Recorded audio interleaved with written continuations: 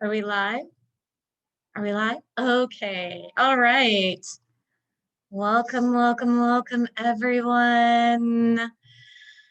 Oh my God.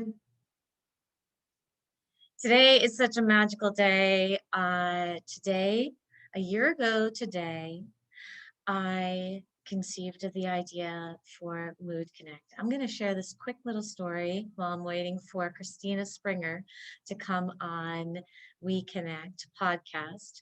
And I'm your host, Amy Uzunian, CEO and founder for MoodConnect. So this little story is in April of 2020, I was laid off from my job. And I was a marketing specialist for a big company. And I was laid off from, because of the pandemic, lots of people were laid off from their jobs at this company. And a very special teacher of mine, Jane Elizabeth, she told me, Amy, don't you worry about a thing. Just sit and meditate. Just be quiet. And every morning I woke up and I meditated, and one morning, on May 6th, 2020, I came out of meditation and asked, and the question popped into my head. And the question was, how are you feeling? And from that, I conceived the idea of MoodConnect, which is to connect people with how they're really feeling, and then connect those people with other people to have really real, authentic, heart-connected conversations about how we are really feeling. And those conversations are anonymous. MoodConnect is not something to help you to hook up or sell something or anything like that. MoodConnect is just made to connect people together to heal. And that's really just where the idea for MoodConnect came from. And I just got connected with a big company called Innovate Next. And we are building MoodConnect app together, and it is coming out very soon. So sign up to be early beta user. Just go to moodconnect.com. And I'm celebrating this day with my mud water. I have switched officially from coffee to mud water. There will be a special link for everyone who's interested in making the switch from coffee to mud water. And if you don't want to give up your coffee, that's fine. Like mud water is great too. It's MUD/WTR. And Christina Springer is here, and I'm gonna welcome her in. So please help me to welcome in Christina Springer.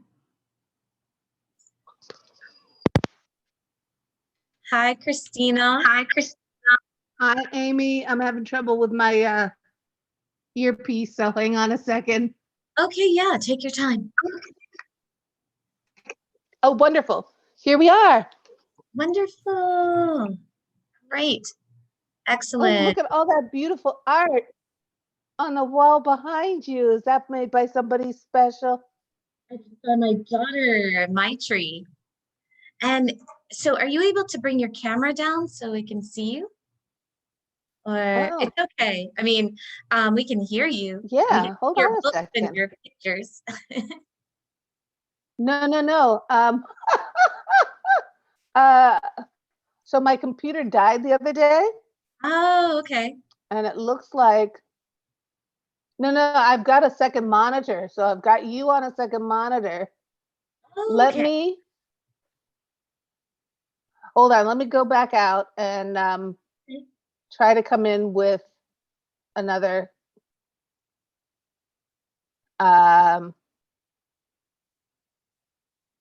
camera. Hey.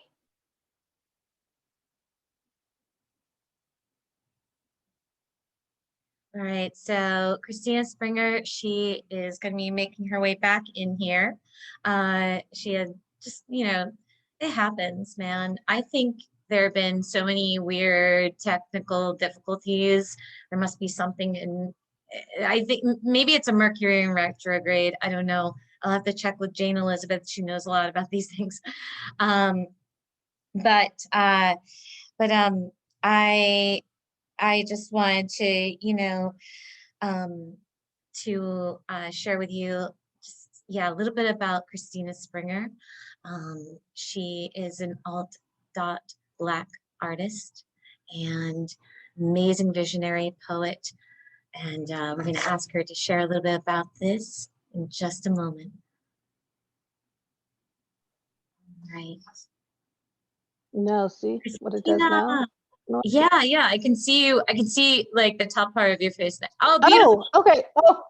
Yay. Oh, Okay. Hooray. great. Oh, I love your scarf. That is gorgeous. This is one of my beautiful designs. This is Hey John, hey. Hi John. Hi John, hey. I love it. You know what?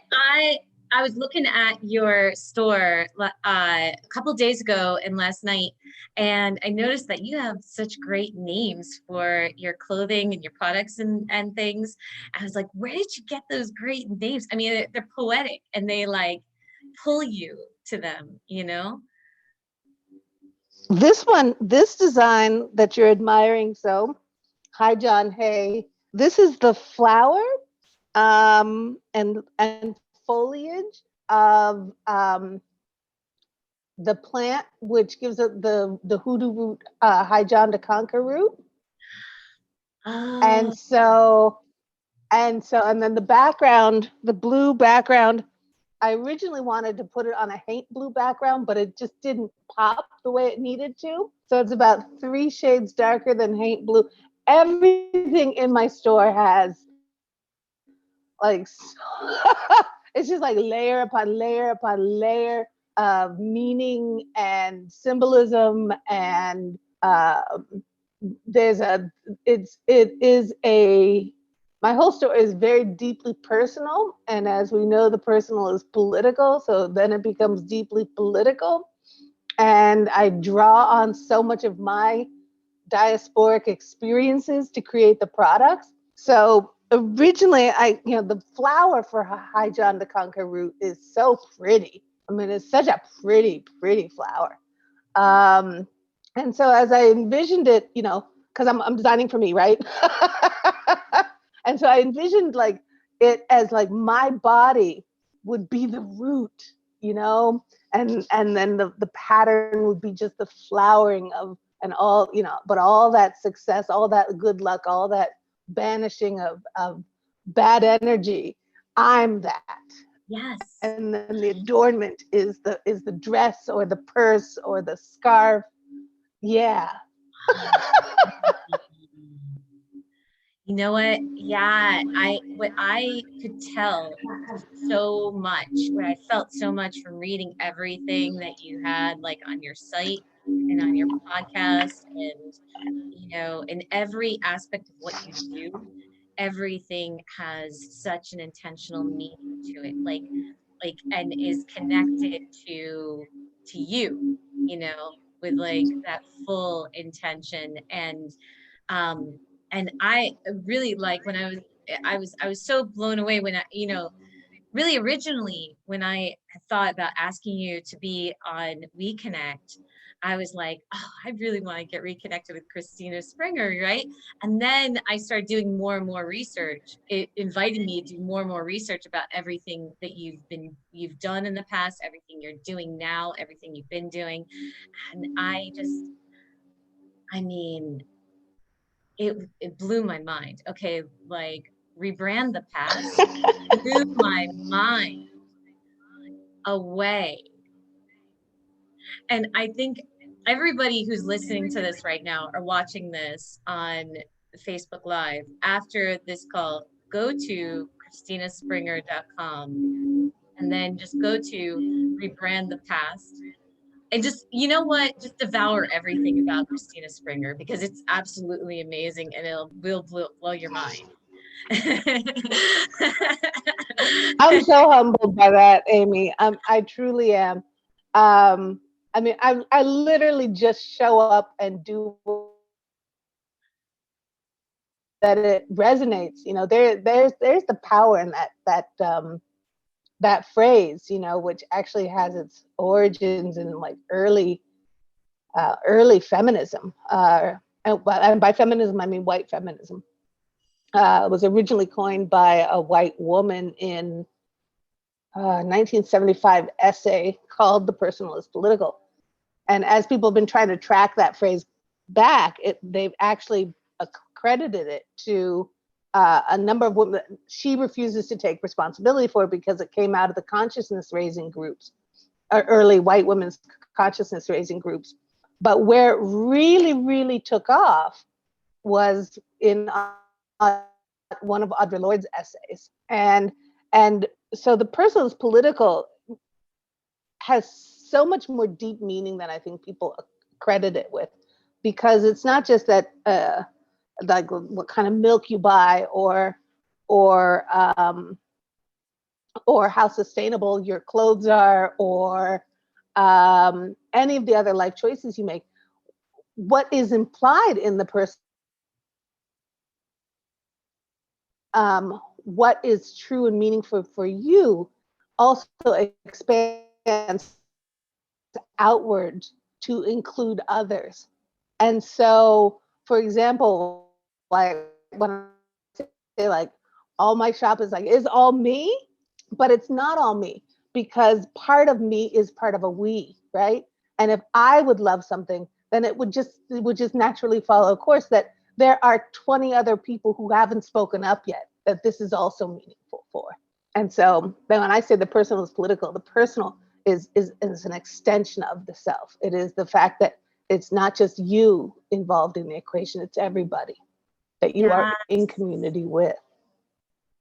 Yes, yes.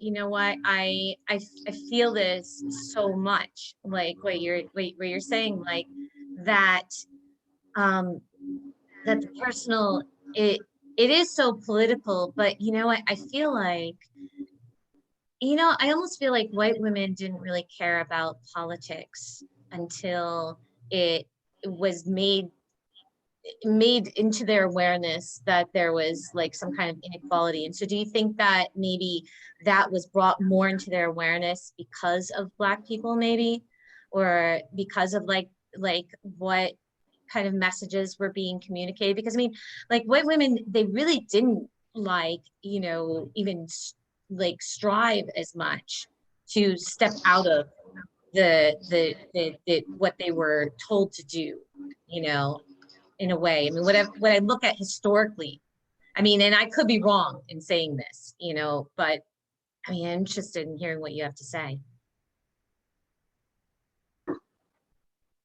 Well, you know, here's the thing. It's I always have to ask which white women, Okay. if that makes sense to you. Yeah. Because what we're really, when we talk about white women and when we talk about feminism, what ultimately we're talking about are owning class and middle bourgeois class Right. white women. Yeah. Poor white women have always had to work. Poor white women have always had to tend the fields. Poor white women have always had that really weird balance between family and work. So, but poor women didn't have time and energy to sit around thinking about whether or not they were equal to their husband, or what kinds of, poor women didn't have property, right? So if to be concerned about what's theirs and what's their husband's, right? So when we talk about, like, when we talk about the women's movement, we're talking about owning class white women.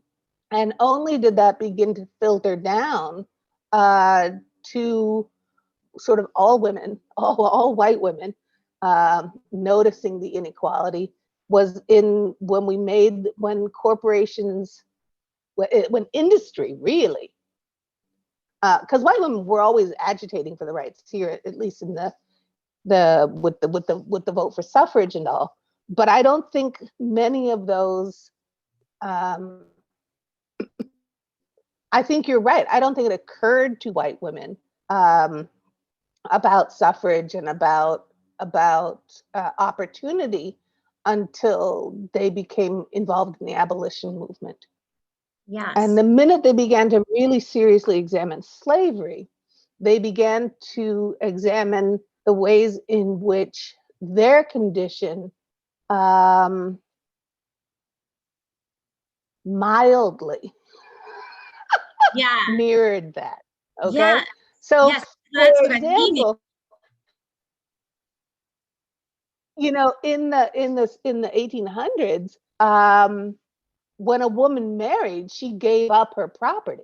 It automatically became the property of the husband.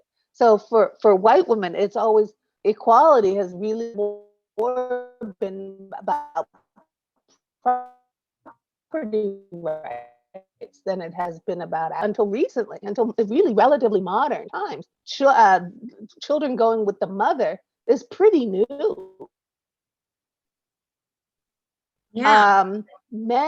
Children were property. So children, if a children, because the children are the property, right? Mm-hmm. The children also, the male children especially, stood to gain the property, and so therefore needed to be aligned with the property.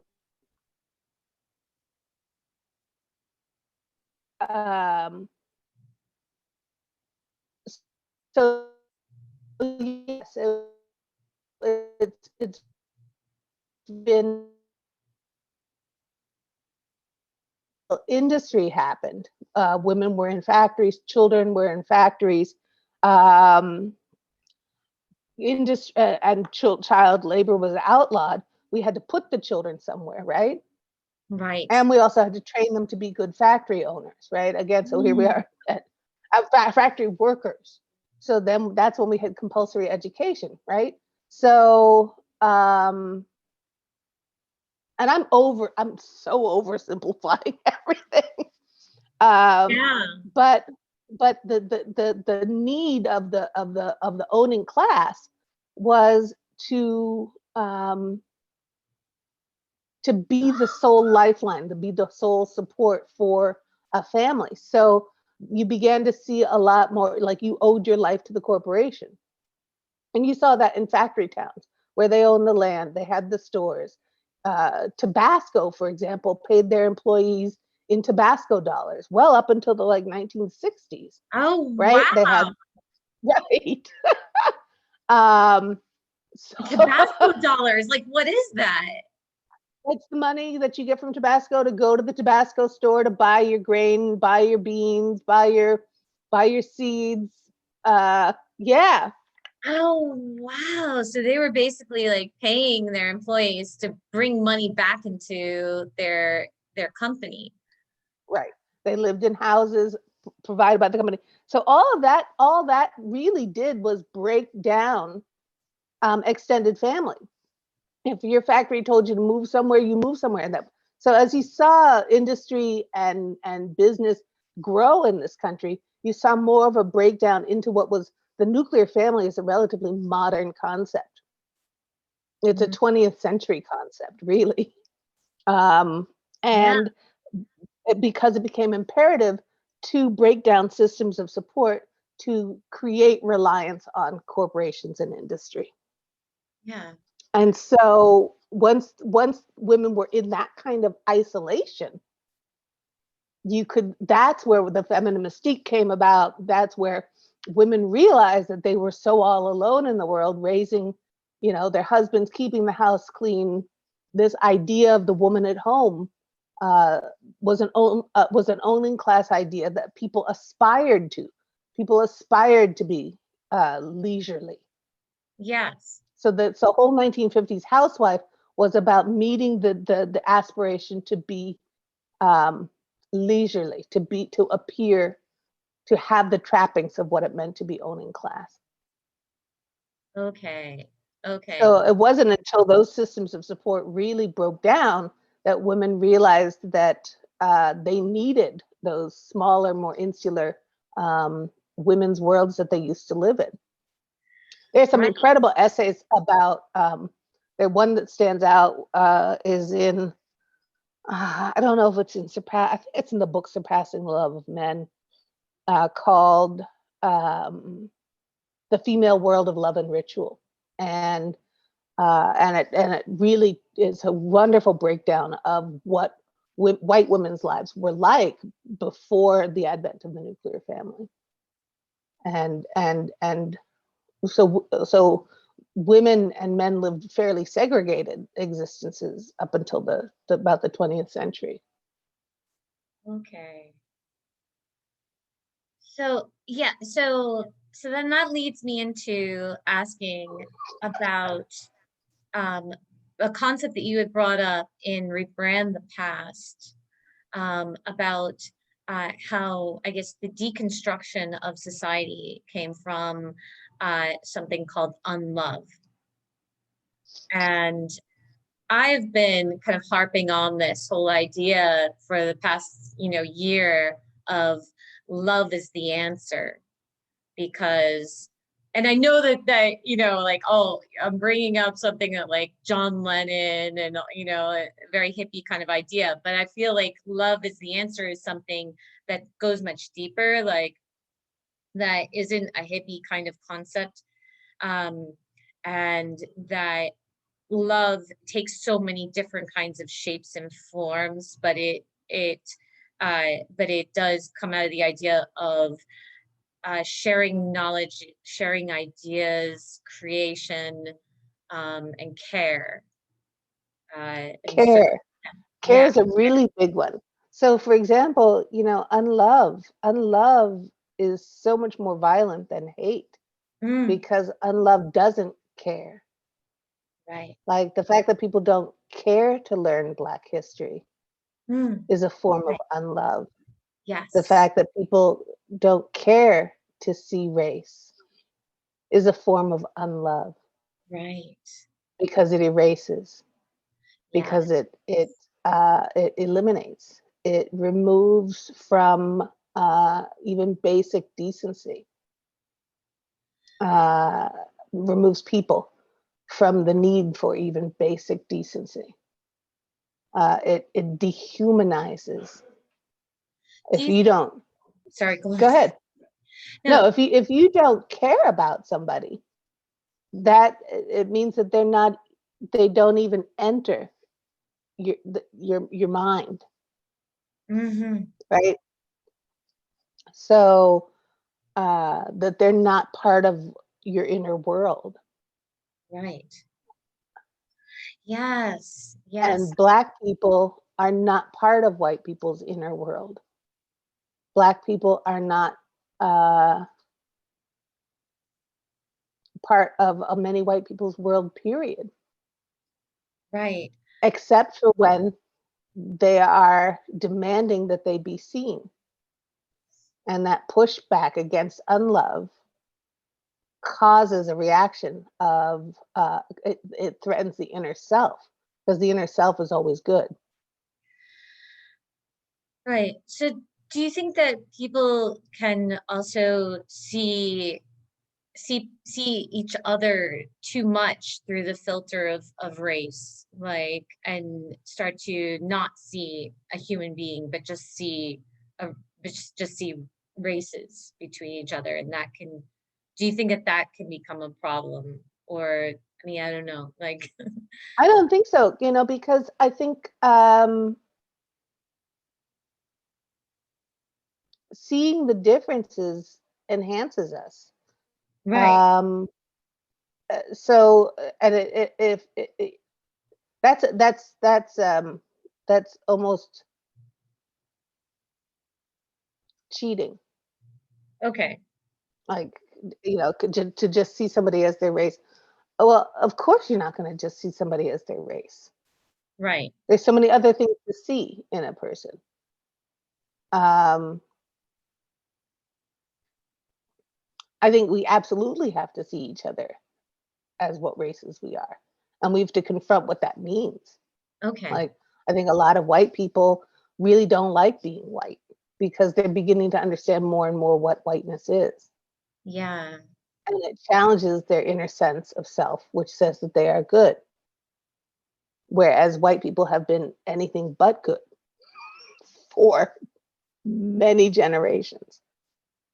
Okay. And so it comes to, so when we do see difference, it means when we see difference, it means stretching uh, to embrace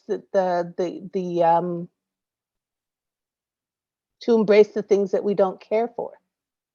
Okay. So You know, to get uncomfortable so that we can learn and grow more right? in, in these kinds of things. Because I think, yeah, you're right. White people have been striving to be more and more comfortable, through everything, through all of it.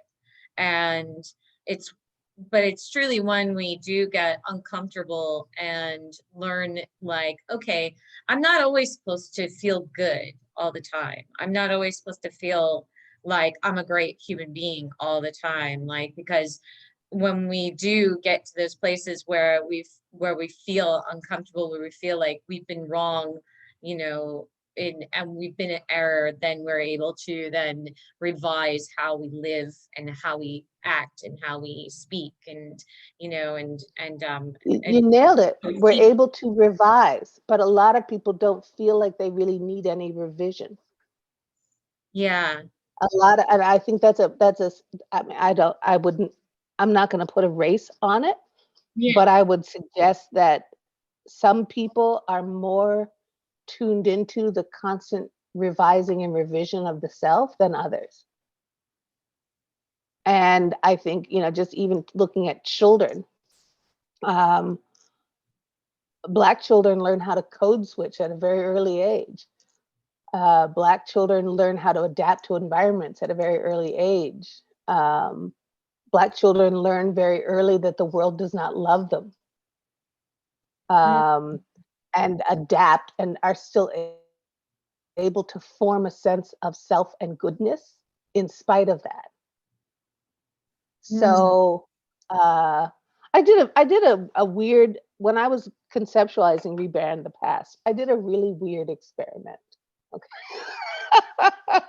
um, It's a and life all its own. I mean, really, like, when I started looking at it, I I was like, okay, this is art. And then I started reading all the description. I was like, oh wow, she's created a whole universe. it And is. and You should see the gallery when it's all up there together. It's like you walk into a museum of the future, and it's a whole, like, you walk into a museum of the future and you're looking at yourself outside of yourself, and it's so much fun. Um, it took me a lot.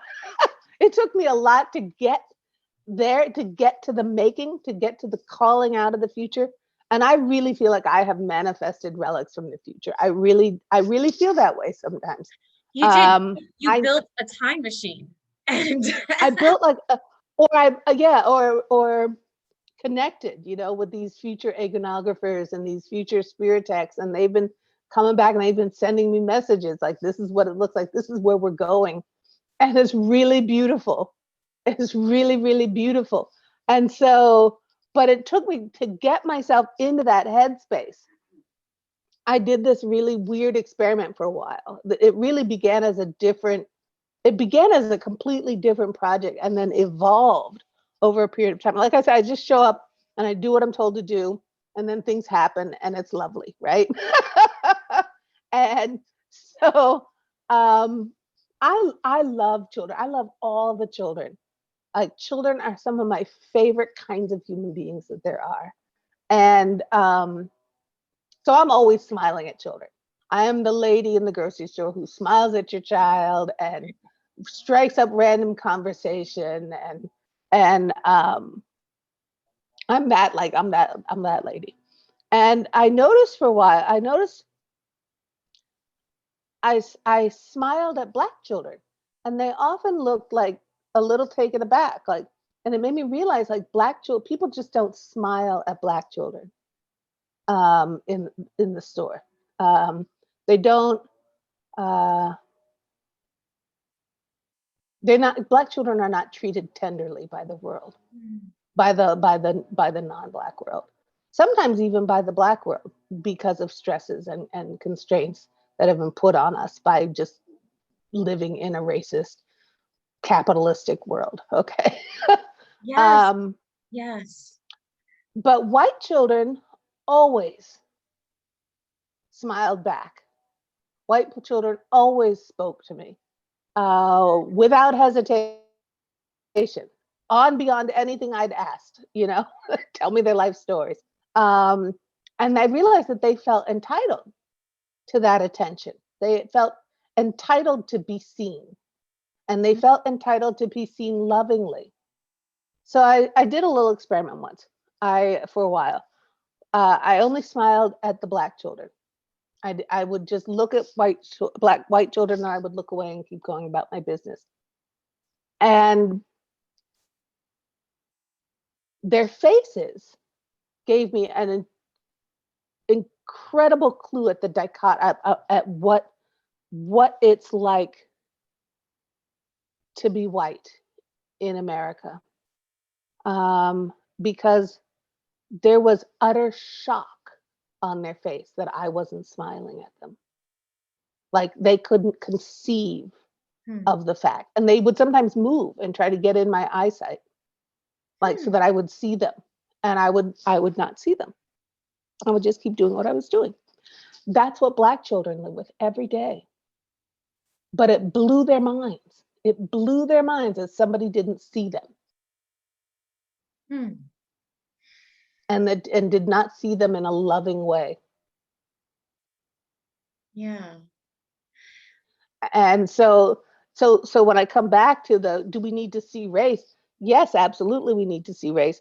More importantly, though, we need to see people. We need to see people. Yes. Yeah. And people are more than race, but they are whatever race they are. And that needs to be honored and acknowledged. And more importantly, honored and acknowledged, there needs to be understanding about it. And there needs to be Black children from a very early age learn, if they are growing up in a house that is very committed to self-love and not internalizing white supremacy. Black children have always learned 2 curriculums.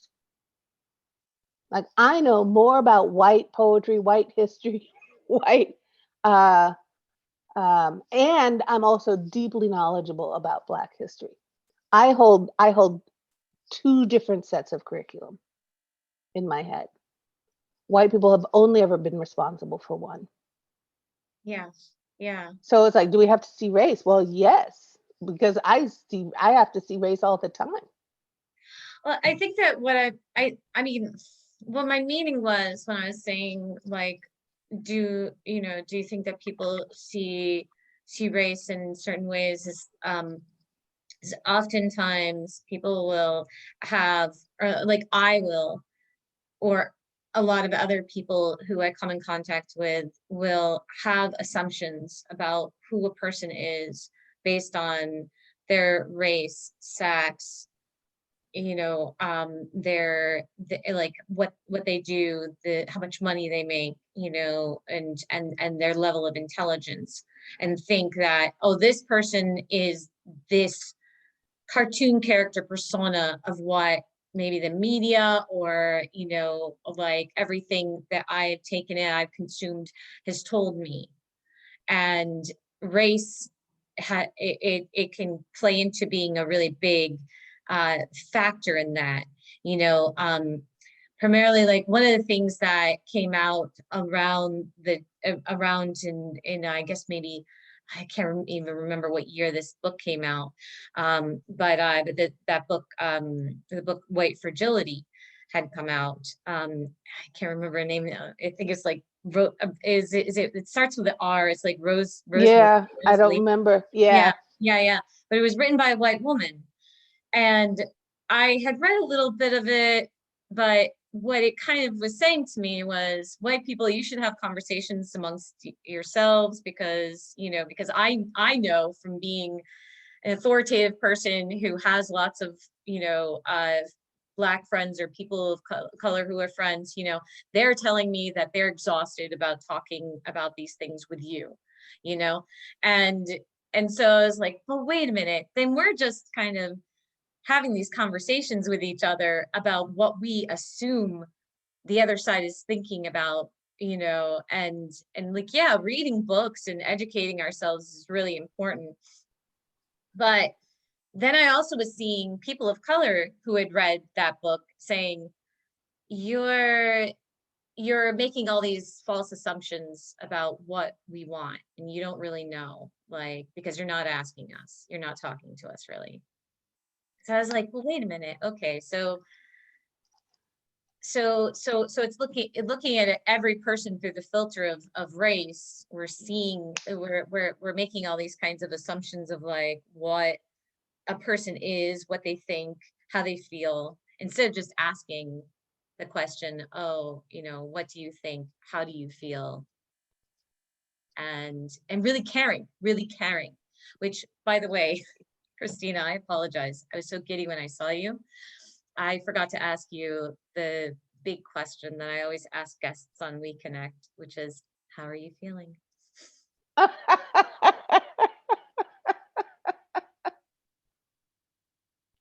Ah, you know, I'm good. I'm good. My spirit is good. Um, my spirit is good. Um, yeah. And that's what's really important. Yeah, Yeah.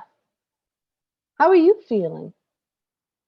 I'm feeling I'm feeling ecstatic. I actually, like, I have a little bit of giddiness in me. I lit this yellow candle, um, yellow for intelligence, and because that's so connecting with you. I've always found you, in everything that I see with you, to be connected to artistic, creative intelligence. So yeah. And uh and I'm so, I feel vibrating. um but yeah, so what I wanted to ask you also, because I read what you said, calling yourself an Alt.Black artist in the media and all these mediums. And so when did you arrive at that place where you saw yourself as that? Well, it's funny because um, it's Alt.Black, and I would really highly recommend it. I don't. You and I go so far back, Yeah, Amy. So I'm like 20 sure years or something more. something like that, something like that. And so I so you might remember a poem I wrote um, called "Black Not Hispanic."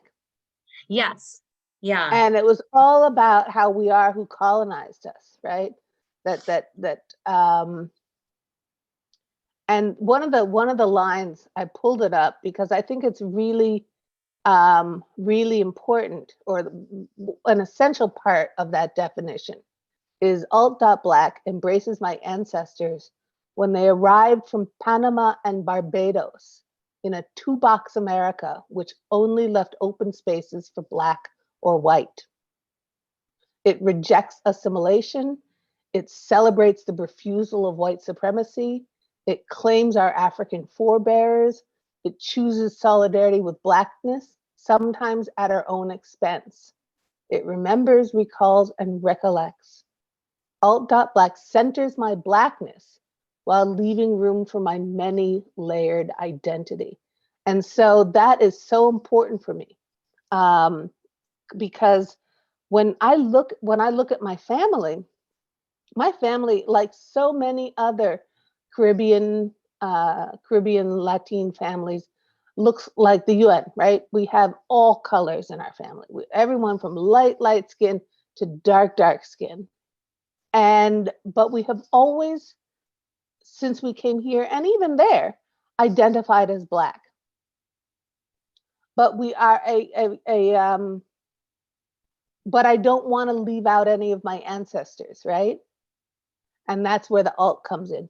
But the alt also celebrates those of us Black people who have always been on the edges and the margins, right? It celebrates the time of my life when I was really into punk.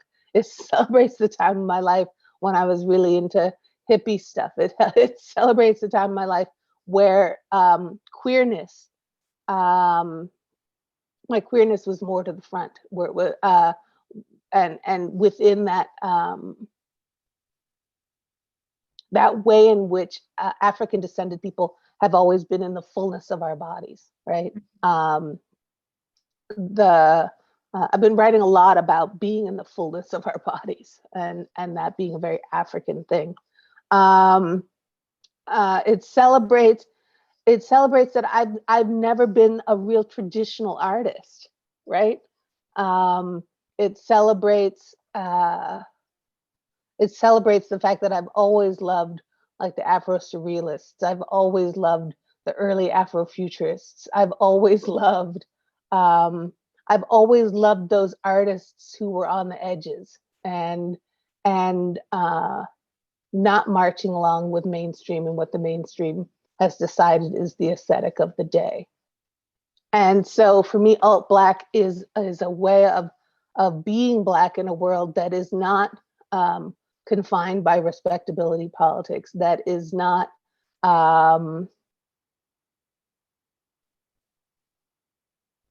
that is extremely focused on liberation, that shows up for itself and what it's interested in rather than what it should be interested in and should be doing, if that makes sense. Yeah. It's complicated. Everything I do is always like my mother my mother rejoices in saying, "You're very complicated." You know what? I think that we all are, though. We really, we are complex human beings, but we are also what brings us together is some very simple, basic kind of needs of ourselves. But we, and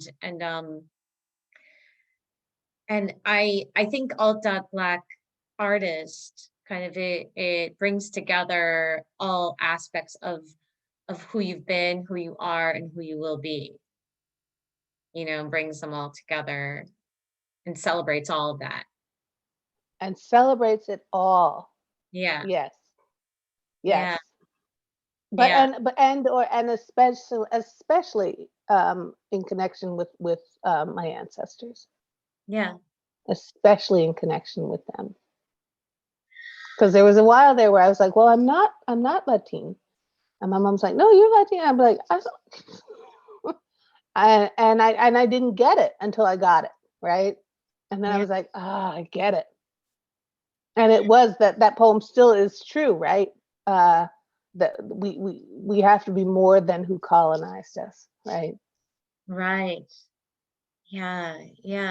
And we are broad and varied and complex. Afro-Atlantic people are complex. There are so many different kinds of us here on this side of the world. And even those layers of richness have to be fully investigated. Yeah. Yes. I'm not going to get too much into myself and my daughter and everything, but it's been kind of a challenge for me to guide my daughter in this world with, not really fully knowing a lot about her ancestry, because her father and I, we we haven't been together for quite a long time, and he was never very connected with his ancestry as being a Latin man, like with Latin ancestry. And I had always wanted, and he was very disconnected from his mother and his family, and I had wanted to be more connected with all of that. And so it's been a little bit of kind of a challenge, because my daughter, she does have those roots.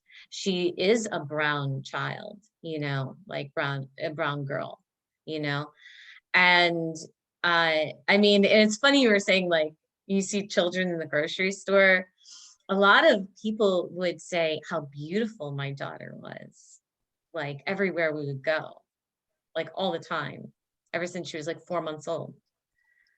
And I didn't know if it was a reflection of me or just her, or like, like, I mean, I That's just, that light skin privilege popping up. yeah, yeah. Yeah. I mean, because, well, what you were saying, like the light skinned kind of thing, like maybe that's why she's being appreciated and loved more. I'm not trying to like be narcissistic here, but I was trying to like understand it better, like, oh, why is this kind of thing? Why she's like loved on more, you know? But then at the same time too, something very interesting was a lot of Black people who would see us, they would ask me, like, oh, almost like, where did you get her? Like as if she didn't come out of my body, like, oh, did you adopt her?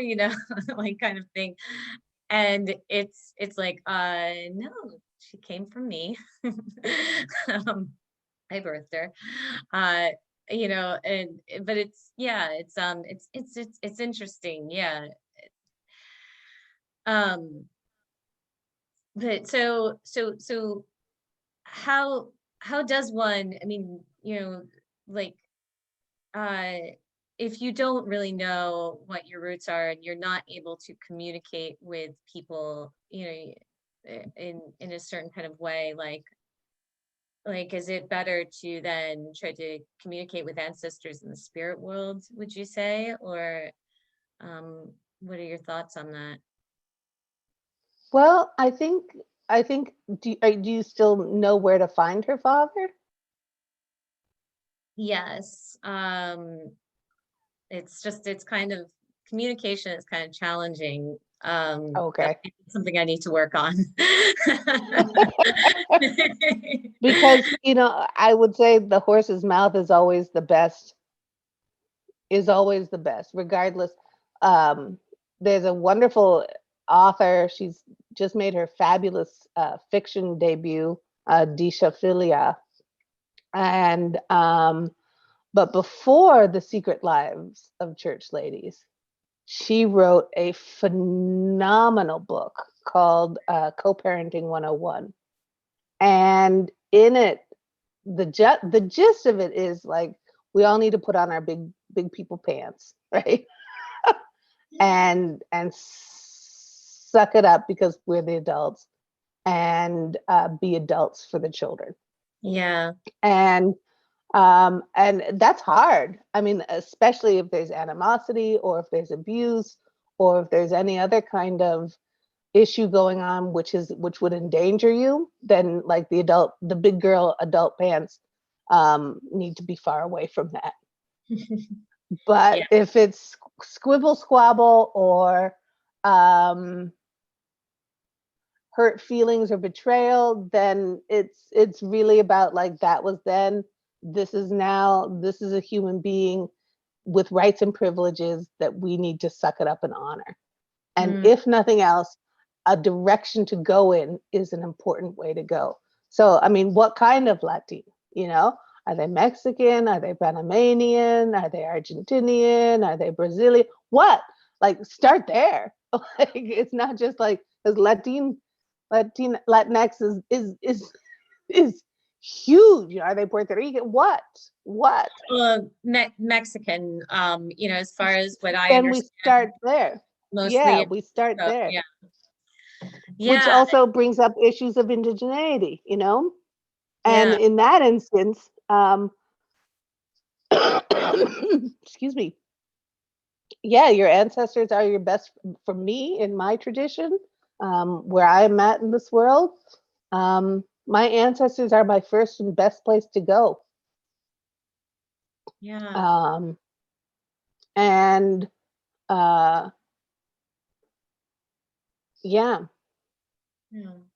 and can guide. You know, something so simple as a glass of water and a white candle and a regular sitting practice can be an amazing thing. Yeah. Yeah. And But if it's Mexican too, there's so many ways of like making sure that she's on her own bookshelves, you know, making sure that she sees images of herself in your home, yeah. vis-a-vis art, uh, learning to cook properly. Um, all of these things are are ways of bringing her to herself. Yeah. And I'm going to say something really uncomfortable, and a lot of people aren't going to like it, but that's who I am, and that's how I show up in the Please, world. Is please do. for white mothers of children of color, it's is who, especially children of color who show up um, in brown bodies. You got to take yourself out of the picture a little bit. Never. I hear a lot sometimes of from biracial children. Well, I'm mixed. Well, yes, you are. You show up in a brown body. Um, you live in a brown body, um, and living in a brown body fully and uncompromisingly and happily has nothing to do with whether you like or dislike your mother. It has nothing. It does not dishonor her in any way to be a brown person. Oh yeah, yeah, absolutely. That Absolutely. wasn't for you, Amy. That Oh was yeah. a generalized in case anyone's watching. Is a lot of the times I hear a lot of white mothers inserting themselves into their child's identity where it does Mm. not belong. So how do you mean by that? Like where where the mothers are saying, "Oh, it's so difficult or whatever to be a white mother of a brown child," or I mean, like where mothers are saying, "Oh, I'm like having where they have the problem or something with it." I mean, I guess I'm trying to understand. Um, um, is it white women being like almost like, well, what about me and my Yeah, I see that a lot. I see yeah. that a lot. I do. I see a lot of white mothers being afraid of being erased and bringing their Afraid of being erased. Okay. mhm, and bringing their Yeah. and instilling their whiteness in their children. Okay. Okay. Yeah. I mean, and you know what? I think that to be honest with you, I think that in the past I have kind of, like at times I have been a little bit guilty of not being like what about me? But um but also just feeling like, oh, I need to somehow figure out how to navigate in this somehow, but what you're saying, I think it's very helpful actually. It's very helpful because what you're saying is, listen, just stop trying to figure it out because it's not about you. It's not all about you. Like you don't need to figure out how to insert yourself in this. And Um, it's time for to double down on that extra curriculum yeah, of all that information your child's going to need to know. yeah, Um, to double down on the like who were the great who were Latino. the great Mexicans, Yeah. who were the where is that child's princess? You know, what's Yeah. her name? Right. Right. And What's her story? I mean, I'm talking really about real for childlike me things. to commit to that so that I'm able to educate her in that more. That yeah, Like, yeah, like celebrate Dia de los Muertos. You know, go to a graveyard, any graveyard, or well, I'm not going to say go to any graveyard because that's no, don't do that. I take that back. That goes all the way back in because that's wrong. Because I was just about to tell you to culturally appropriate somebody's ancestors, but find ways to do it on your own. Maybe you could make a spirit drawing of all her, of the people and label it my grandmother, my grandmother's grandmother, you know, and set yeah, out the flowers, set out the food, light the candles. It's not a picture, it's not a portrait, it's not a for real drawing of the actual person. You may not even have their name, but to put put a drawing in my, it could be a stick drawing, but they know who she is, right? yeah, She yeah. wouldn't be here without them. Exactly. Yeah, yeah. And and I mean I do because in Phoenix, Arizona, Dia de los Muertos is a very important holiday. It's a very important, cultural uh um date of week actually. I mean, it goes on for like a week long celebration, like traditions that are followed. Um uh so it's almost it's something that I learned more about, and I did integrate some of those practices into into our life, my life with my daughter, and shared a lot of that with her. um but what have you done also, like with sharing your cultural uh traditions and your ancestors with your own child, like, and I mean, I guess it was at a very young age that you were doing that too, right? Yeah, oh, absolutely. And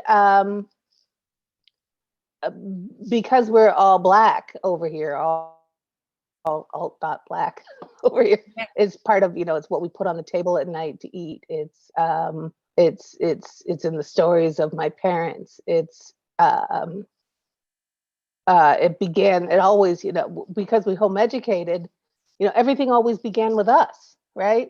So when Winston was studying violin, we were doing Suzuki, and part of the Suzuki method is to pick like your favorite classical violinist. I was like, surely there is one of us in here. And so I did my research, and we listened to classical Black composers, and so when he went to Suzuki camp and everyone's like, my favorite composer is Mozart, there was my kid being like, my favorite composer is Le Chevalier de Saint Georges. And Mozart actually stole his music, sampled his riffs, and because he knew where he was from, he knew who he was, right? Yes. And his frame of reference was always from our frame of reference, from our history, right? Yeah. um Spiritually, we he always saw me doing little things and such as around the house and doing things, um and that's just simply because we sort of agreed to not push the spirituality thing too early, because Right. we have different paths, and but eventually he began asking questions, and I brought him into my belief systems, um, and where he is also now an Orisha priest, and as am I, um, and that's very, very part and parcel of who we are as a family. Mm. Um, um so wow, I mean, I'm just taking in everything that you're saying. And so what I what I wanted to ask you is, you know, in your in what you're working on now with your store, you know, I think you said that you are also that I want that Winston is is also an entrepreneur, and so is Winston like a part of what you're doing with Yes as your store, or does Winston do, you know, like, and also I want to make sure that I have like gender pronouns correct too, like if it's they, them, or she, her, he, him, because you know that's something that I care about a lot. So Uh, in a professional capacity, Win goes by Wind to Fire, okay, and Wind to Fire is gender unified and is great with all pronouns. In any moment, I will use he, she, and they all in the same sentences, because just that's their energy, okay, and that's just how she shows up in the world, and we love them because of it. I love And that. if you I if can if totally you dig know it. if you meet Wind to Fire, you'll find yourself just innately doing the same thing. We'll go out places, and people will start with a she pronoun, and then midway through the conversation it'll transfer over to a they pronoun, and then it'll go to a he pronoun, and it just, for some reason, that's just how Wind's life works. It's amazing, uh, because they're fully themselves. They're always 100% hello right there, and that energy is moving all the time, and And that it's came from beautiful. you. I mean, that is so you too, I feel, right? Like, you know, all right. So listeners, I just wanted you to know real quickly that I met Christina many, many years ago. I guess it was like when I was maybe 20 or 21. No, I think it was like 19 or 20, I think you actually. were 18 or 19 at the time. Yeah. Yeah, I was 19. Um, and so and I knew you as a poet, um, and as an activist at that time, an artist too. Uh, and what I saw with, you know, with you is it's like, wow, this just really dynamic woman who you fully embodied who you are, you know, and I and like and I could just sense that, like, wow, this woman knows exactly who she is, what she stands for, and what she's all about. And you feel like you start to understand more about what who you are when you're around this person, you know. And at the time, I was 19 and I didn't know what was going on. Like, you know, I did not know what was going on at all. I was traveling all around the country. But but and really, like, I mean, I see you and I remember that about you, and it still is who you are, though. I feel, you know, like you, I mean, we all grow, but I feel like I get that from you, and I think I would get that if I spend time with Wind of Fire as well. Like, this person fully knows, like, who they are, and they sit and they stand in that, not sit in that, they stand in that, you know.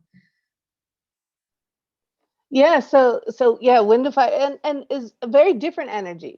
Uh, Wind to Fire is where I'm all like, whoa. Wind to Fire is real chill, just Okay. such a chill person. Always has been, and came that way. I just was like, oh, okay, that's how you are. Let's do that. Um, and that's been a lot of my parenting philosophies. Like, who are you? How did you come here? Okay, let me help you stay that way.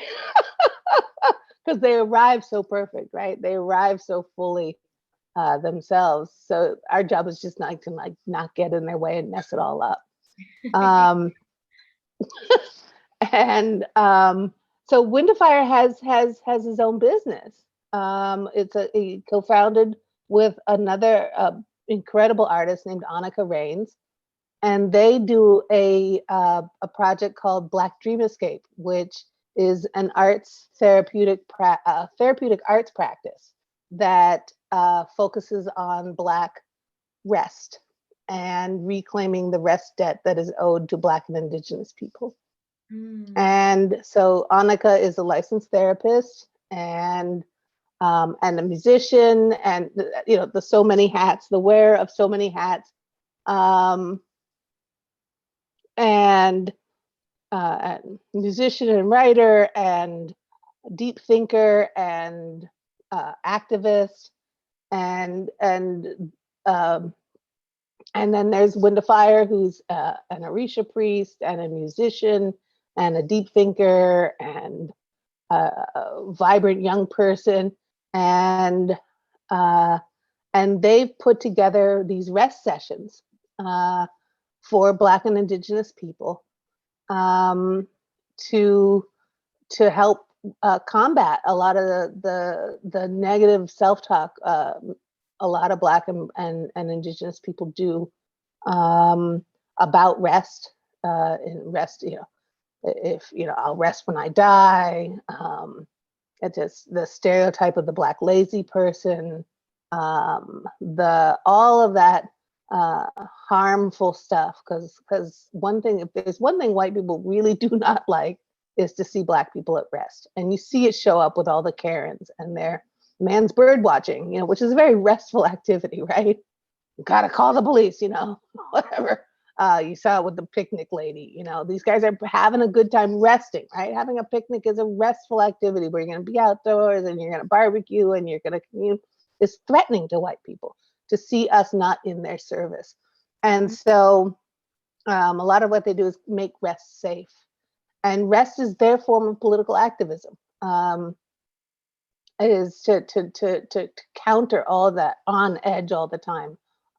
Gotta fight all the time. March in the streets all the time. Go to job the next day energy. Right. That we have to build into our lives, because when people are not rested, they are unhealthy. Lack of sleep, lack of rest, sleep deprivation, all of that causes tangible, measurable health outcomes, which we see manifesting in Black and Indigenous communities all the time. And so they do these beautiful rest sessions. Wynn writes writes the majority of the music, and so it's all original music, all original meditations, geared towards us being at rest and being okay with resting. And it's beautiful. It's such a beautiful, beautiful thing that they offer. And I was real excited about it when they started to do this practice, because I had to learn a lot. They taught me so much about my got to get my hustle on, got to keep my grind going. You're only as good as your last gig. All of that stuff that lives within us, that was like wearing me down, wearing me out, causing health issues. And I had to learn from them about how important this is. And so I remember I was having a bit of insomnia at one point, and I turned on this meditation tape. And as a political person, as a person who thinks deeply about the world around us, I found myself listening to this meditation tape by this white woman and just getting angrier and more awake because of the assumptions of what was restful to her were classist, were nothing that would be restful to a Black person. And so when they were doing their thing, and it was shortly after I was like, yes, we need our own reflections.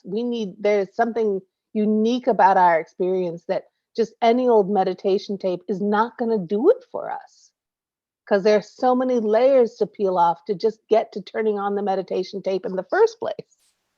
Right. And then for it to come at you uh with just unlove, Right. unlove. Yeah. Uh then you're sitting back up in the bed and you're like gonna be posting on Facebook about like racist white women and their meditation tapes, which is not the goal, right? Yeah. Yeah. Because you want to feel that sense of relaxation, that sense of like letting go, and you know, you are deserving of that love and that care, you know, like as much as, like your son is, or the like other people in our worlds, and like my daughter and yeah, I it, I didn't know that you don't sleep after you have a kid, like essentially. I mean, I guess some people do, but I didn't know it was a thing. And yeah, at first it was like, oh my God, I'm never gonna sleep again. And then it was like, I'm just never gonna sleep again, like whatever, like it's like, okay, well, I guess, one of these days. But it's like, yeah, I started to find the importance in taking care of yourself, like filling your own cup so that you're able to fill the cups of others. And that Right. is so important, especially for Black and Indigenous people to accept and fully, feel that, like yes, I have to fill my own cup. I heard that from a woman, Alicia Small, who I spoke with. Um, it was I guess about 2 weeks ago on WeConnect, that she said something so important, which was, your cup is yours. Everything Mm, that spills over is everyone else's. You know? that's a wonderful, wonderful phrase. I love that. Your cup is yours. Yeah. Everything that spills over is everyone else's. Yes. That is such a truth. It is, and it's something I think that women are told not to think, like we're told to, like we're almost even told you don't have a cup, you know? Like, I mean, maybe not for all women, but it's like, but it's like, Why would you want a cup? yeah, Right? yeah, You are the cup. right, right. You are the cup, and everyone takes from you, you know, like, yeah, yeah. And yeah, Alicia Small, she's a really amazing entrepreneur, Black woman. And I met her on Instagram, and she was the first person who brought that to my attention, that your cup is yours and self-care is your responsibility, which I also had never really thought about. She's like, self-care, that's something you do And for self-care doesn't have to be this elaborate, fancy thing that people make it out to be. yeah, I mean, one thing that Annika and Win always bring forward is that rest is possible anywhere, all the time. Whether it's just stopping and taking like 5 breaths, that's a form of rest. Whether it's just sitting for a moment before you keep on going on your way, that's a form of rest. People can rest at all times. Rest is always possible. It doesn't have to be a nap. You don't have to bring out your lotions and your Mister spray and your satin bonnet and have the bed all made up perfectly with rose petals on it. No, that's going to keep you from resting, because if you don't have your lotion and you don't have your satin bonnet and you don't have any rose petals to put on the bed, you can still rest, right? Yeah. Yeah. And I think social media is so like like we tell each other and ourselves that, oh, you need to take a spa day to do this self-care thing, or you need to go on Amazon and get like some infuser. But And yeah, that's where capitalism interfaces with something that is supposed to be a lifestyle shift.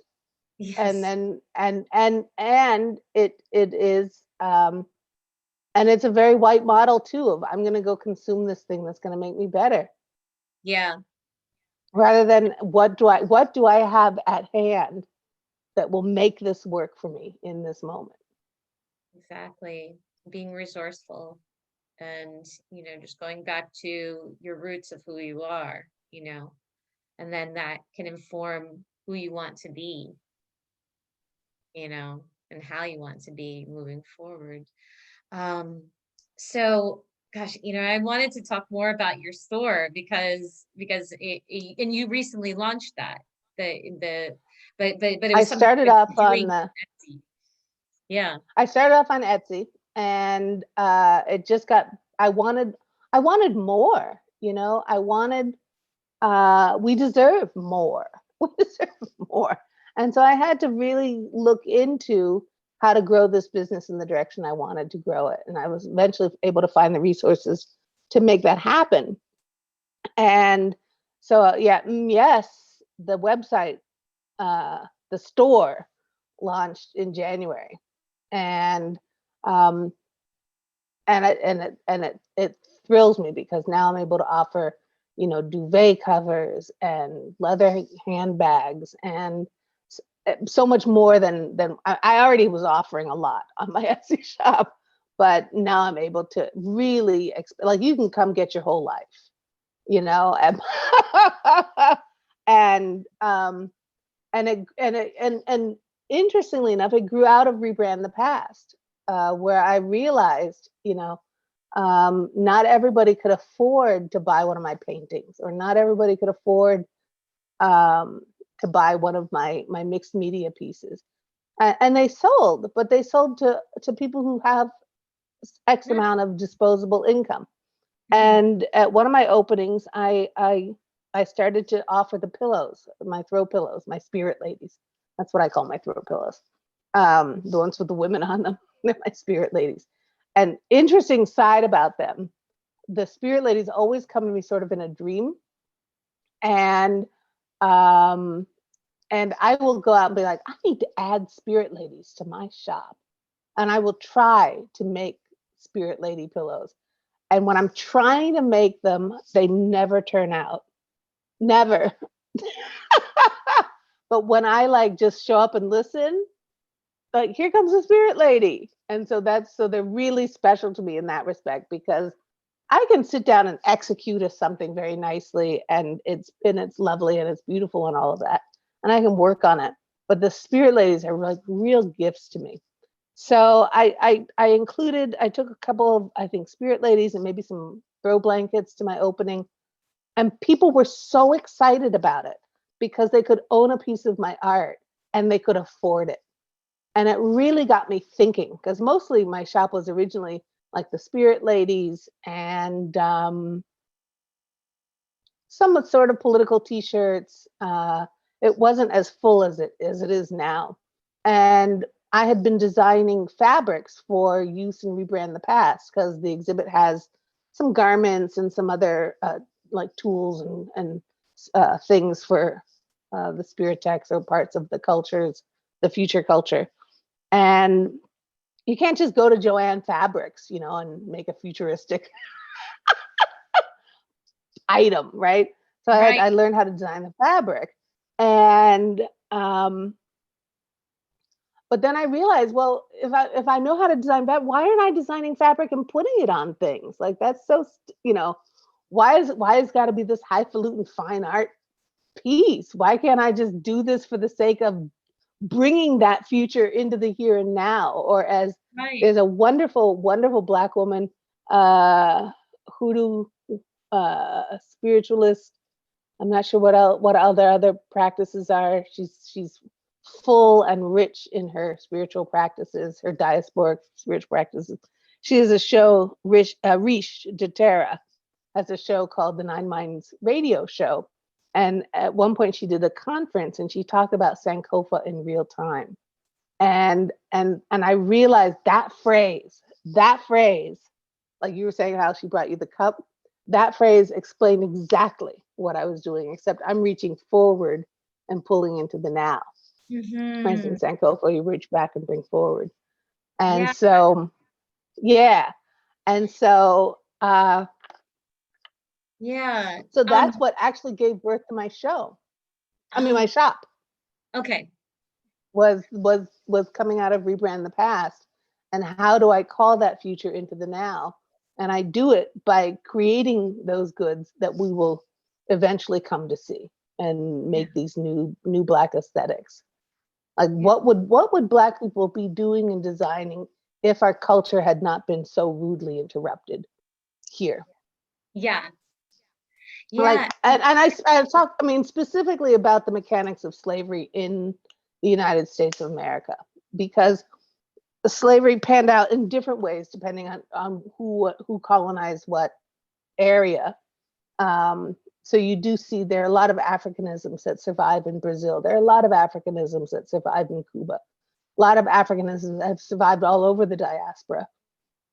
But here, because they hadn't quite refined the mechanics of slavery until they did it here in the United States. And in the United States, there was a conscious, well thought out way of doing their best to reduce Africans to a state of livestock, whether it was through the way they bred Africans, to the way they took the drums from Africans, to the way they forbade the speaking of African languages, the way they would only put a certain number of Africans of a similar ethnic group on the same plantation to prevent widespread communication or ease of communication. There were so many very, very, very specific ways they stripped people of their Africanisms here in the United States. And so if those things had not been stripped away here, what would we have created? What would it look like? And that's a lot of what my shop is trying to do, is pull forward a visual Black language of what we would have looked like if we hadn't been so very specifically stripped. Right. And also perhaps, even the idea that, maybe the white people made art seem like something that's not essential, but something that's luxury.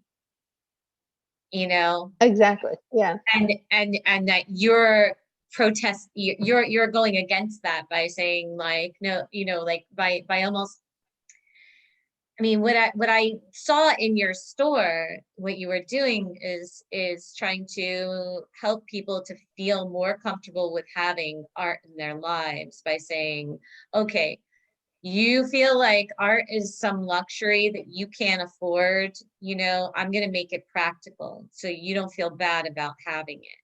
Because I think a lot of times people can feel bad about having art on their walls, or like, even if some piece of art is only $1, they're like, well, that's $1 I could spend, on food, or on something that's more practical that, that I need in my life, not really thinking that art is something I need in my life, but it is something that all of us, that the cultures need to have in existence. And also too, a lot of like my home goods, a lot of my desire to do that is like, when we walk into a Target, we don't like walk into like the linen section and say, oh, look, it's white sheets and white towels and white tablecloths. We just see tablecloths, sheets, towels with patterns on them. Well, they are white. just given the sheer numbers of who's designing what and what's allowed to get to market, yes. And if we were in control of the Target design or the Macy's design or any of the, you know, those big designs, those would be very different. They would look very different. And so I want my shops to normalize Black aesthetics. Yeah. Like, this is a towel, and it's a towel, and it looks this way because that's what the aesthetic is. Now the aesthetic is uniquely Black, but it's a towel. In the same way you walk into Target and you buy a beach towel, and the beach towel has all these different colors and things or whatever on it, but it was designed by a white person. So it has a different energy, it has a different feel to it. I want to normalize Black aesthetics. Yes. I want people to like, again, what would we have done if we hadn't been interrupted? Like, this is what it would look like to me. Right, right. And your bathing suits are awesome, by the way. I love Thank you. designs and everything, and just how they, like, some of the styles are just very different, you know. And I'm like, wow, you know, that's you know, like a high-waisted bikini. Like, I don't. And the high-waisted bikini I love because it's recycled, which is like, yes, I'm really that's another working thing I love. on moving towards more sustainable fabrics. But while I get there, what is nice is that none of anything that anyone buys is made before you order it. And so we're not making 300 suits that are going to go on sale come August because we have 300 suits. No, we'll make them if you want them, if you need them. So we're not cluttering up landfill. We're not shifting off to a odd lots or a overstock or whatever. Everything is made when it's ordered. And so and that is more using the most sustainable practices we can use right now. And that's important to me. Absolutely. Especially because you know, environmental issues disproportionately affect Black and brown communities. You know, we're the ones who get the dumps. We're the ones who get the we have the lead in the water. We're the ones who are most disconnected from even our food supply chain. So it's all linked together. So as Black people, as anybody, moving towards stores like mine is a way of being. One, you can have all the nice things, but you can have it in a more sustainable way. Right. Yes. And you can definitely. make steps towards sustainability because we're all growing and changing. And the more consumer desire there is for this kind of thing, the more we'll start to see it on a larger scale. But for now, we start here and we do this one thing. And then when we get the next thing, we'll do that next thing. Because something I talk about a lot when I've been boycotting Nestle for years, like years and years, since breastfeeding, you know. That's how long I've been boycotting Nestle. Yes. And but to boycott everything is it's a daunting challenge. Like, we would all be like foraging and naked in the woods, which is not a bad thing necessarily. I love it, really. But if we were really to woman boycott, who does not shave anymore because I just gave up. I was just like, screw this. Because you have it, right? It's yours. It's there. It's beautiful. It's beautiful because it's yours. Nobody has hair like you have hair. Yeah. Right? So, so there we go. Yeah. And so, you know, so to do that would be a daunting task, right? To boycott everything that was affecting everybody, impossible unless you're naked and foraging in the woods, which I'm good with, but personally, I don't live in a climate that's going to work year round. So, so what can I do? You do one thing and you stay with it. And when you adjust to that, you move to the next. Yeah. Right? So I've been doing Nestle forever. So then I moved on to some, I'm still working Nestle. Nestle is so deep in the products. It is so, to completely eliminate just that one corporation from your life is almost a lifelong endeavor. I also eliminated Koch brothers. Yeah. That was my next one. But eliminating Koch brothers, that's another like lifelong endeavor. So because you all do those what you corporations can. are hidden. They're hidden in there. They have subsidiaries and subsidiaries and subsidiaries. Like Yeah. to buy, if I don't buy bottled water anymore. I don't drink bottled water. I carry my water with me wherever I go, right? That's why I have water bottles in the store. I'm trying to get people to know you're gonna get thirsty and water is good for you. So carry it with you as you go. Mm. Like get yourself a Brita filter, fill your water bottle and take it with you, you know.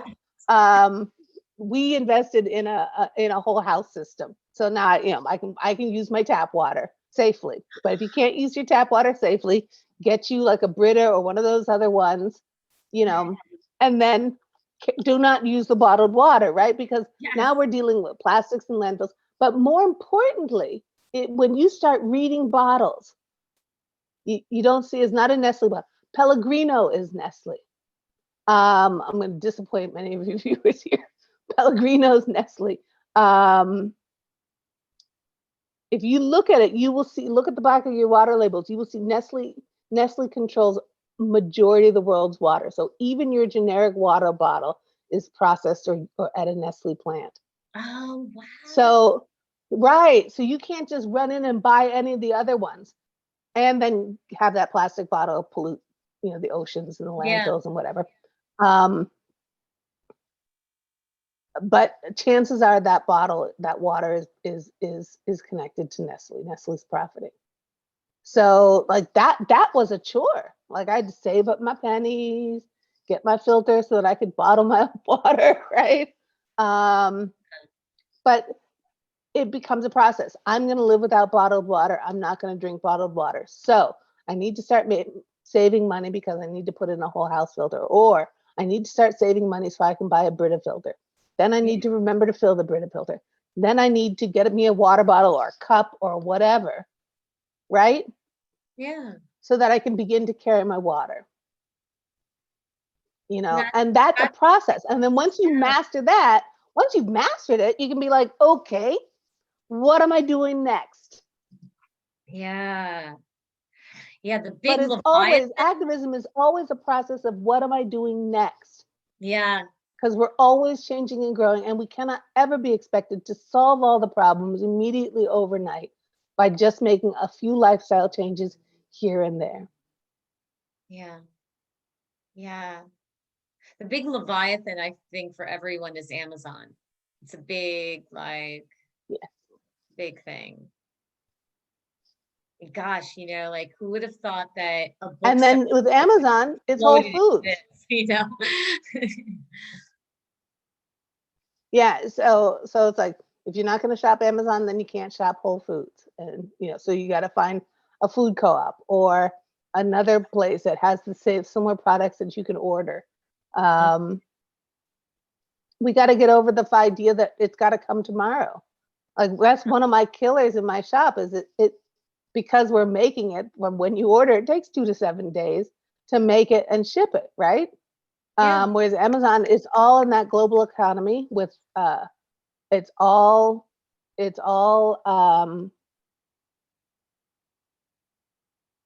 yeah, it's terribly exploitive. But we get it tomorrow or the next day, right? And so we gotta go back in time where you had to sometimes wait for things. Yeah. You know, even with our foods, you know, avocados, that's been a hard one for me to reorient myself to. I don't even know what to do with that one. Like really, I mean, but you know, I want there's a new challenge. Yeah. But like, know, adjust. Sorry, go on. No, sorry. It's part of that process though. Go Yeah. ahead. I'm sorry. Oh, but you know what? I do definitely want to find out more about, from you more about the recycling materials, recycling fabrics, because I'm working on doing, a store. It's a Shopify store right now, but I mean, I'm gonna try to uh get it so that it's not so corporate, and so detached from my own values and what I'm trying to to do. But I do want to find out more about your on demand. It's like, I guess, an on demand recyclable fabric dealer of some kind. So I want to find out more about that also from you. I'm actually, because it's the 1 year anniversary of when I created MoodConnect, which is part of this podcast for WeConnect. I'm wearing a bathing suit that I designed, just says uplift the lives of others. And the sad thing is, I don't really know much about the about this fabric. I know that it's based in the U.S., but I don't know very much about the fabric, like that it was sourced from. So I do want to find out more about your dealers with, like how you've found that, because that's something I definitely want to do more of. It's sustainable textiles. So yeah. And that's it's slow. It's slow coming to market, and it's wildly expensive. It's like the prices in my shop are really reflective of labor practices and quality of material. And Yeah. the recycled materials, I almost did not go that route with that high waisted bikini, because to just make it uh, modestly profitable, um, it was just like, for what? Right. Because the processing, because they're using post consumer plastics, um,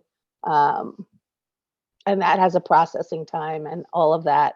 Um, Yeah. it's it does cost. That's the other thing too, is what's sad is that it does cost a little bit more to do things with post consumer waste. Yeah.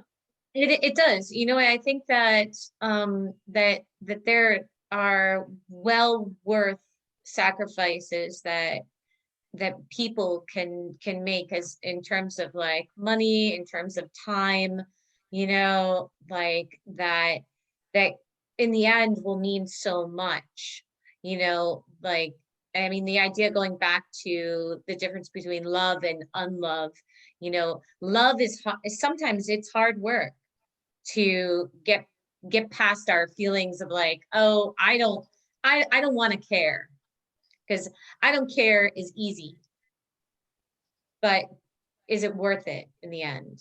You know? Right. And the other side of that too is, we also need to stop investing in, I mean, it's wonderful to look fabulous, but you don't need 25 dresses. Yeah. I mean, and I was, the other day I was wearing a boo-boo that my grandmother had given me. And I was out with my mother, and the woman said, "That's so beautiful." And I said, "Yeah, I love this. I love this dress, because one is so comfortable that on the days I don't really feel like getting dressed, I can put it on and everybody thinks I dressed up. But two, I've had this dress almost as long as I've been a mother, which is 34 years. Mm. And it's because it was such a high quality. It's an African dress with the embroidery and all of that. Mm.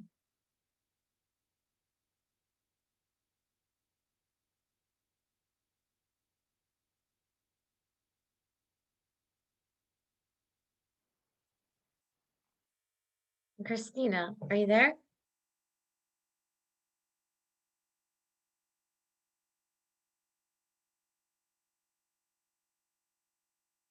I think I lost her.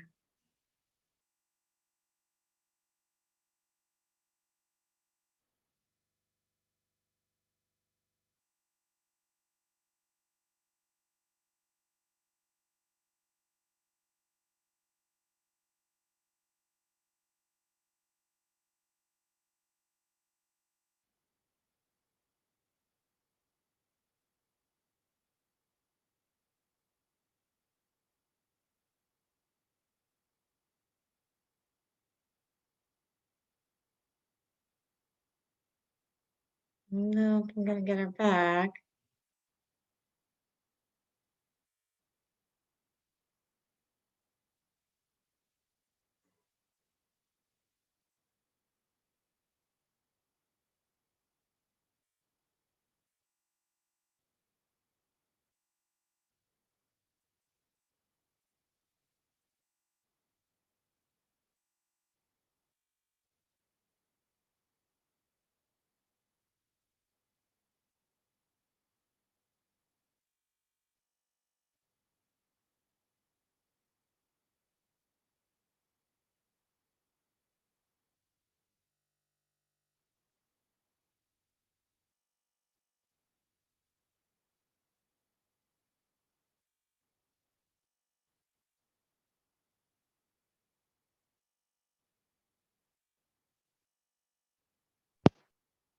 Hey, so I guess we got Hey, reconnected.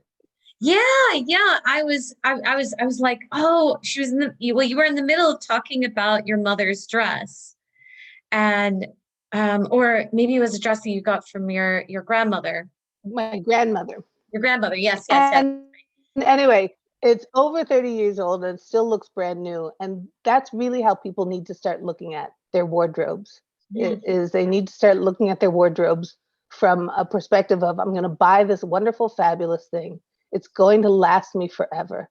And I'm going to build a wardrobe around this dress or Yes. this jacket, or um, and buy to last, buy things to hold on to, make an Yes. investment in yourself. Yes. Yes, you can wear the same dress twice, yes, Yeah. you can wear the same jacket. um, Make sure it's a high quality thing that's going to hold up, Right. and then accessorize the heck out of it. Yes. Oh, yes, yes, yes. You know what? And I'm such a lover of holding on to things and repairing them and just seeing the beauty and the value in something. It holds that kind of nostalgia. Like I have a yoga mat Kate carrier. It's like a yoga mat bag that I brought with me to India, for yoga teacher training and and back. And it's been torn up in so many different ways. And I just patch it up and and it's like that with a lot of the things a lot of the clothing that I've had, it it's part of who I am.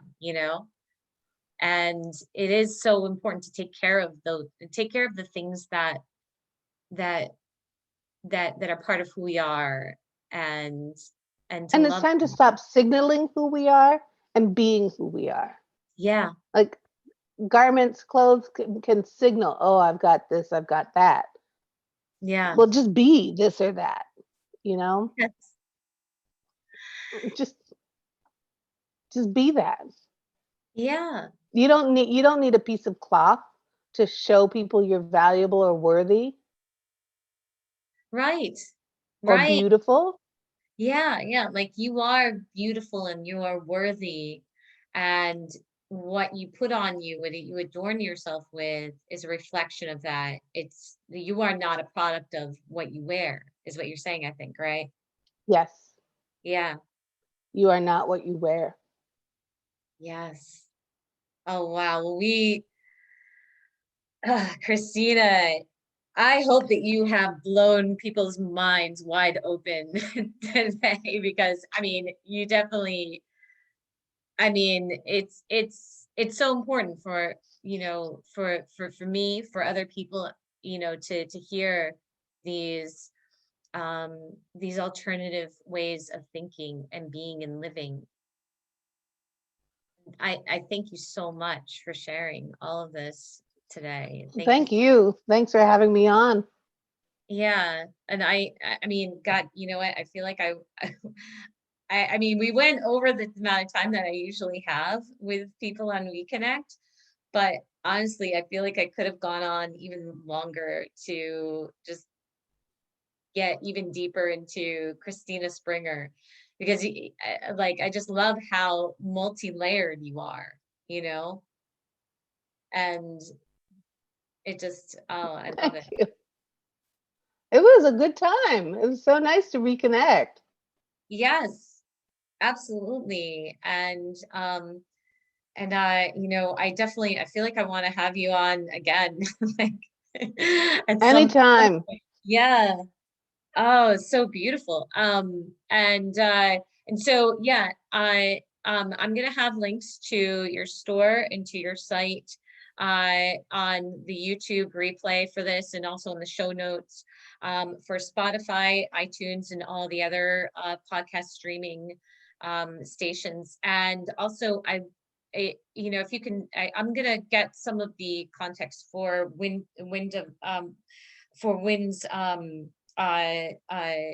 project that they're doing with the rest for Black and Indigenous people, that work that they're doing.